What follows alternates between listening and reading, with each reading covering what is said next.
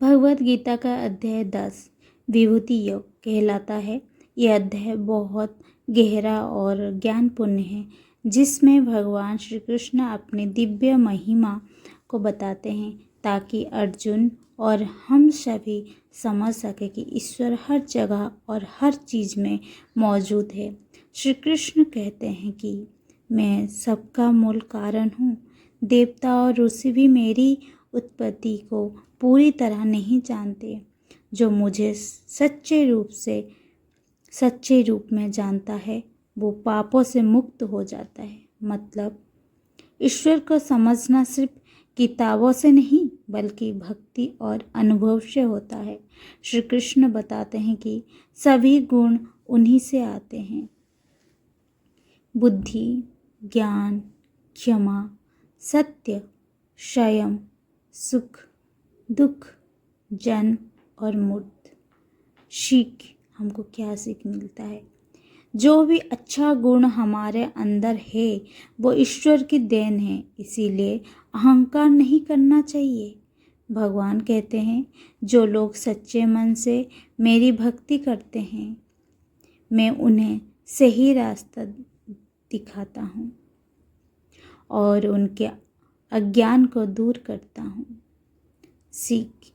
हमको इसमें क्या सीख मिलता है तो चलिए देखते हैं। भगवद गीता हमको बहुत सारा सीख देता है, जैसे कि ज़िंदगी जीने के लिए हमको आसान हो जाए। सच्ची भक्ति करने वाले को ईश्वर खुद मार्ग दिखाते हैं। अर्जुन कहते हैं, हे कृष्ण आप परम ब्रह्म हो।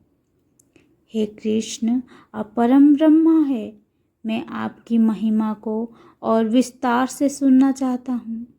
इसका मतलब जब जिज्ञासा सच्ची हो तब ज्ञान और बढ़ता है।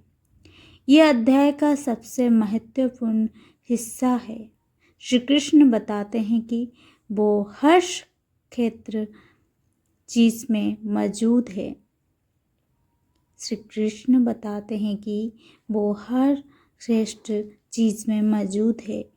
कुछ प्रमुख विभूतियों देवताओं में इंद्र, प्रकाश में सूर्य, नदियों में गंगा, पर्वतों में हिमालय, वृक्षों में पीपल, योद्धाओं में राम, ऋषियों में नारद।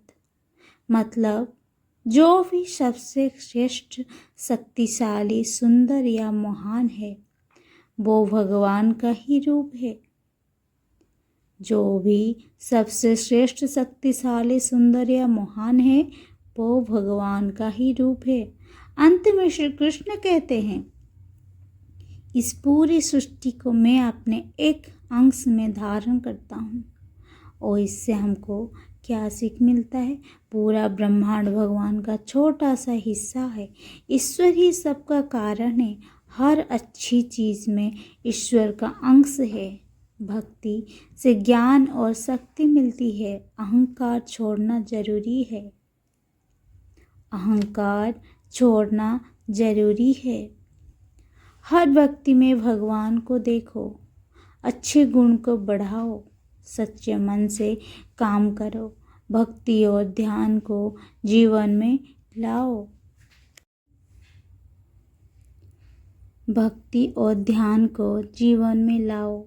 जैसे सूरज की रोशनी हर जगह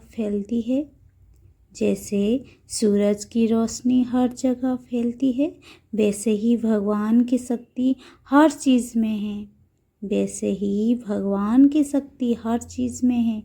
विभूति योग हमें सिखाता है कि भगवान कोई दूर नहीं है बल्कि हर चीज़ में मौजूद है। अगर हम ध्यान से देखें तो हर सुंदर और महान चीज़ में हमें भगवान का दर्शन हो सकता है। अध्याय 10 हमें सिखाता है कि भगवान हर जगह है। हमें विनम्र रहना चाहिए और सच्ची भक्ति से जीवन सही रास्ते पर